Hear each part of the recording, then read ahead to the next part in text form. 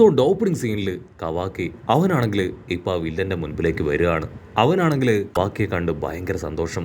Kawaki, നീ എപ്പോഴും ഒരു അനുസരണയുള്ള കുട്ടി തന്നെയാണ്. നീ എന്റെ എസലാണ്. നിന്നെ ടേക്ക് ഓവർ ചെയ്യാനായിട്ടുള്ള സമയം ഓൾറെഡി അതിക്രമിച്ചു കഴിഞ്ഞു. സോ എത്രയും വേഗം നീ എന്റെ അടുത്തേക്ക് വരണമെന്ന് പറയും. അതിന് കവാക്കി ആണെങ്കിൽ അവന്റെ നേർക്ക് ഫ്ലൈ ചെയ്ത് വന്ന് ആ ഫയർ സ്റ്റൈൽ പവർ അത് അവർ നേരെ ഉപയോഗിക്കുകയാണ്. പക്ഷെ ആ വില്ലൻ കസുക്കി അവനാണെങ്കിൽ സിമ്പിളായിട്ട് ആ ഒരു അറ്റാക്ക് അതങ്ങനെ തട്ടിത്തെറിപ്പിച്ച് അവനെ മടക്കി ലോക്ക് ചെയ്യും. ഓ കവാക്കി, നീയും ഒരു ഷിനോബിയായി മാറിയോ? ഇത്രയും വേഗം നീ ഈ ടെക്നിക്സ് ഒക്കെ പഠിച്ചെടുത്തോ? ഞാൻ കരുതിയത് നിനക്ക് ലെഫ്റ്റ് ഹാൻഡ് മാത്രമാണ് നറൂട്ടോ തന്നതെന്ന്. നറൂട്ടോ നിന്നെ ശിഷ്യനാക്കി മാറ്റിയല്ലേ? അതിന് കവാക്കി പറയും, അതെ, യഥാർത്ഥ മാസ്റ്ററിനെ, യഥാർത്ഥ അച്ഛന്റെ ഫീലിങ്സിനെ അതെല്ലാം തന്നെ ഞാൻ തിരിച്ചറിഞ്ഞു കഴിഞ്ഞു. മാസ്റ്റർ നറൂട്ടോ ആണ് എനിക്കതെല്ലാം പഠിപ്പിച്ചു തന്നത്, അതെല്ലാം എനിക്ക് ജയിൽ ചെയ്യിപ്പിച്ചത്. അത് കേട്ട് കൺട്രോൾ പോയ ആ വില്ലൻ കിസക്കി അവന്റെ കഴുത്ത് പിടിച്ച് ഞെരിച്ച് മുകളിലേക്ക് ഉയർത്തും. നീ എപ്പോഴും എന്റെ വെസൽ തന്നെയാണെന്ന് പറഞ്ഞ് ആ കർമ്മ പവർ ആണെങ്കിൽ വീണ്ടും കവാക്കിയുടെ ബോഡിയിലേക്ക് അപ്ലൈ ചെയ്യും. എന്റെ ആഗ്രഹം അത് സാധിക്കാൻ പോവാണ്. ഞാൻ നിന്നിലൂടെ ഇനിയും ജീവിക്കും. റീജനറേറ്റ് ആയി പുതിയ ബോഡിയുമായിട്ട് ഞാൻ എൻ്റെ മിഷൻ കംപ്ലീറ്റ് ചെയ്യുമെന്ന് പറഞ്ഞ് അവനങ്ങനെ വലിയൊന്തോ റോക്കറ്റ് വിട്ട സന്തോഷത്തിൽ നിൽക്കും. പക്ഷെ അപ്പോഴായിരിക്കും ഒരു വമ്പൻ ട്വിസ്റ്റ്. അവന്റെ കയ്യിലേക്ക് അപ്ലൈ ചെയ്ത ആ കർമ്മ പവർ അത് വീണ്ടും ഇൻവിസിബിൾ ആവുകയാണ്. ഇസുകയാണെങ്കിൽ അത് കണ്ട് ഒച്ചത്തിൽ നിലവിളിക്കും.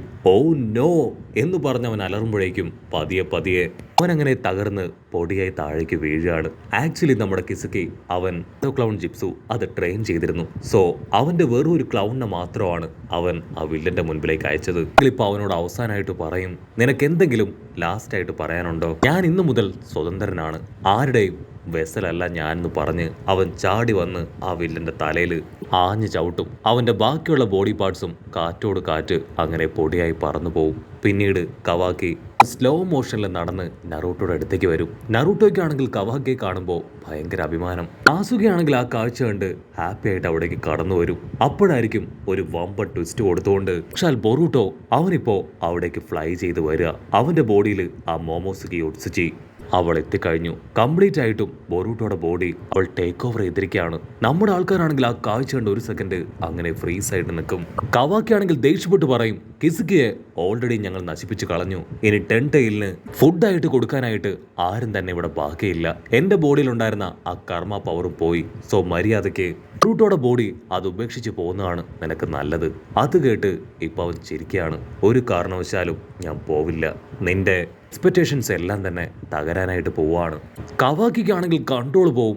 അവനാണെങ്കിൽ ഇപ്പൊ ആ മോമോഷിക്ക് ബൊറൂട്ടോയെ അറ്റാക്ക് ചെയ്യാൻ ഓടി അടുക്കുകയാണ്. അവൻ പോലും അറിയാതെ അവന്റെ ബോഡിയിൽ നിന്ന് കർമ്മ പവർ അത് പുറത്തേക്ക് വന്ന് ഇപ്പൊ ബൊറൂട്ടോയെ അറ്റാക്ക് ചെയ്യും. ബൊറൂട്ടോ ആണെങ്കിൽ ഇപ്പൊ കവാക്കിയെ പിടിച്ചു വലിച്ച് അവന്റെ പുറത്ത് ആഞ്ഞു കുത്തുകയാണ്.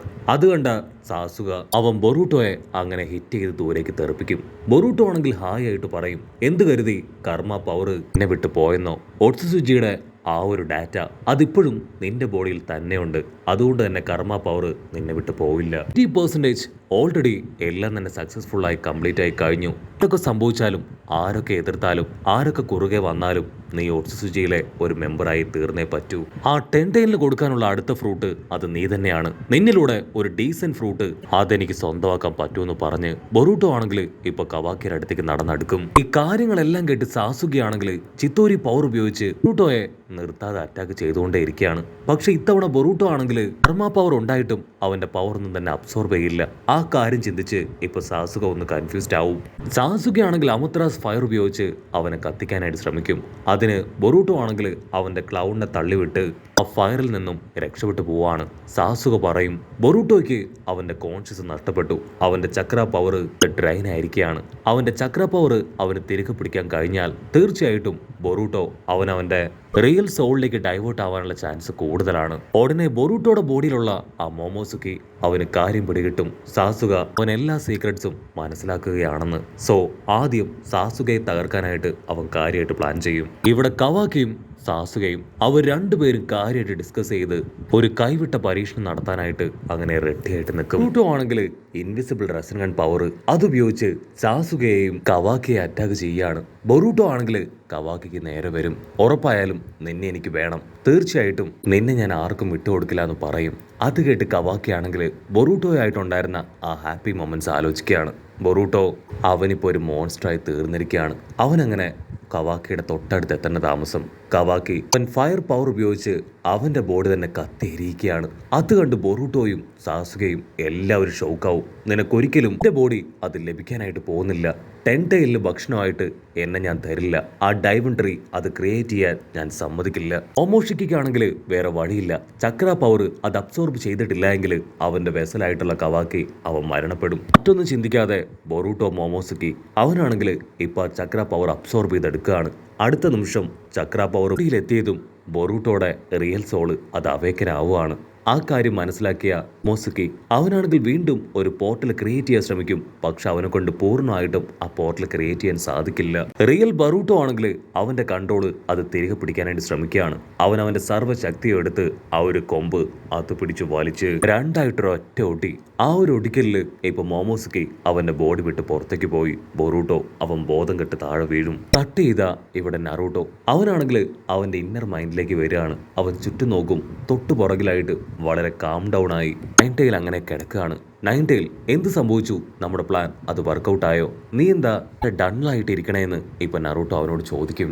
നൈൻടെയിൽ ആണെങ്കിൽ പതിയെ ചിരിക്കും. നീ ടെൻഷൻ ആവേണ്ട കാര്യമൊന്നുമില്ല. നമ്മുടെ മിഷൻ അത് കംപ്ലീറ്റ് ആയി കഴിഞ്ഞു. ഹിനട്ടയും ഹീമാവരിയും ബൊറൂട്ടോയും കവാക്കിയും അവരെല്ലാവരും ഇനി ഹാപ്പി ആവാൻ പോവാണ്. മാത്രമല്ല കവാക്കിയും ബൊറൂട്ടോയും അവർ രണ്ടുപേരുടെ ഇടയിൽ ഒരു സ്പെഷ്യൽ ബോണ്ടൊക്കെ ക്രിയേറ്റ് ആയിരിക്കുകയാണ്. അവർ രണ്ടുപേരും സേഫാണ്. കവാക്കിയോട് ഞാൻ ഓൾറെഡി സംസാരിച്ചിരുന്നു. അവിടെ വെച്ച് തന്നെ അവന്റെ നേച്ചർ എനിക്ക് മനസ്സിലായി. അവൻ ശരിക്കും ഒരു നല്ല ആളാണ്. നീയും സാസുകയും പോലെ ഇപ്പൊ ബൊറൂട്ടോയും കവാക്കിയും അവർ രണ്ടുപേരും ബ്രദേഴ്സിനെ പോലെ ബെസ്റ്റ് ഫ്രണ്ട്സ് ആണ്. അത് കേട്ട് നറൂട്ടോ പറയും, എന്നെയും നിന്നെയും പോലെയല്ലേ? നമുക്കിടയിലുള്ള ബന്ധം അതിനപ്പുറത്തേക്ക് മറ്റൊരു ബന്ധവുമില്ല. ചെറുപ്പം മുതൽ നമ്മൾ എന്തിനും ഒന്നിച്ച് തന്നെയായിരുന്നു. സോ നമുക്കിടയിലുള്ള ആ ഒരു ബോണ്ട് അതെനിക്ക് മറക്കാൻ കഴിയില്ല. അത് കേൾക്കുമ്പോൾ കുറാമയ്ക്കും ഒരുപാട് വിഷമം. കുറാമയാണെങ്കിൽ ഇപ്പോൾ ഒരുപാട് വിഷമത്തിൽ തലതാഴ്ത്തും. എല്ലാവരും ടൈൽഡ് ബീസ്റ്റ് എന്ന് വിളിച്ച് എന്നെ അകറ്റിയപ്പോൾ നീ മാത്രമാണ് എന്നെ കുറാമ എന്ന് വിളിച്ച് എന്നെ ചേർത്ത് നിർത്തിയത്.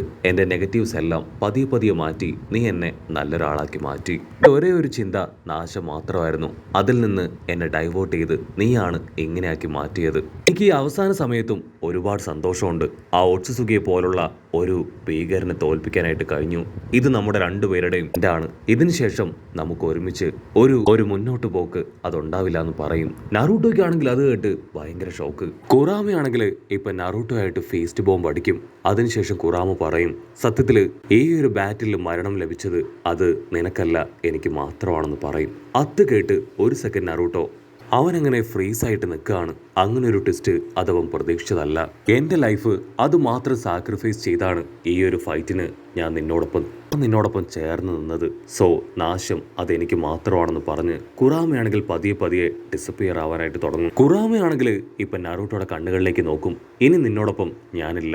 നിനക്ക് സൂപ്പർ ഹ്യൂമൻ പവർ അതിനെ ഉണ്ടാവില്ല. സോ നീ വളരെയധികം കെയർഫുൾ ആയിരിക്കണം ഇനിയുള്ള ലൈഫിൽ. അത് കേട്ട് നറൂട്ടോ അവനങ്ങനെ പൊട്ടിക്കരയാണ്. തകർന്ന മനസ്സിൽ നറൂട്ടോ ആണെങ്കിൽ കുറാമയുടെ പേര് വിളിച്ചലറും. അവനാണെങ്കിൽ അല്പസമയം കഴിയുമ്പോഴേക്കും ഞെട്ടി എഴുന്നേക്കാണ്. അപ്പോൾ അവൻ്റെ തൊട്ട് മുൻപിൽ ബൊറൂട്ടോ ആണെങ്കിൽ ഒരുപാട് വിഷമത്തിൽ അവനങ്ങനെ ചേർത്ത് പിടിച്ച് ഹഗ് ചെയ്യുന്നതോട് കൂടെ ഈ ഒരു എപ്പിസോഡും അവസാനിക്കുന്നു. എപ്പിസോഡ് ഇഷ്ടപ്പെടുകയാണെങ്കിൽ തീർച്ചയായിട്ടും ലൈക്ക് ചെയ്യാനും കമൻറ്റ് ചെയ്യാനും മറക്കല്ലേ. അടുത്തൊരു അടിപൊളി എപ്പിസോഡുമായിട്ട് കാണുന്നവരെ it's me with Mallu episode.